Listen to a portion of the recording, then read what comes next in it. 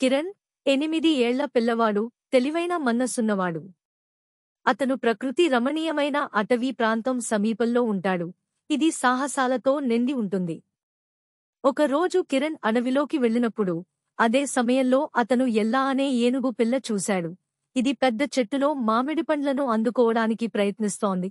కిరణ్ మరియు ఏనుగు కలిసి మామిడి పండ్లను అందుకోవాలని అనుకున్నారు. కిరణ్ మరియు ఏనుగు కలిసి జట్టుగా పనిచేశారు. ఏనుగు తన తొండంతో కిరణ్ను పైకి ఎత్తింది. ఇద్దరూ కలిసి మామిడి పండ్లను అందుకున్నారు. ఇంతలో వారు అడవిలో దూరంగా నది గలగలలు వినిపించడంతో ఆగిపోయారు. సమీప నది ఊరికి ముంచుకొస్తోంది. ఒక వేగంగా ప్రవహించే నది, ఊహించినంతటి శక్తిగా ఊరిని ముంచడానికి సిద్ధంగా ఉంది. ఏనుగు తన చెవులను కదుపుతూ ఏదైనా చేయడానికి సిద్ధంగా ఉంది. కొంచెము కూడా ఆలస్యం చేయకుండా ఏనుగు కిరణ్ను ఊరికి తీసుకెళ్ళింది. ఇద్దరూ కలిసి అందరికీ సమయానికి హెచ్చరిక ఇచ్చారు. కిరణ్ మరియు ఏనుగు వల్ల ఊరు క్షేమంగా నిలిచింది.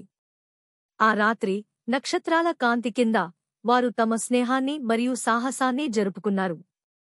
ఇలా కిరణ్ మరియు ఏనుగు అడవిలోని ఉత్తమ రక్షక బృందమయ్యారు. ముందున్న అనేక సాహసాలకు సిద్ధంగా ఉన్నారు.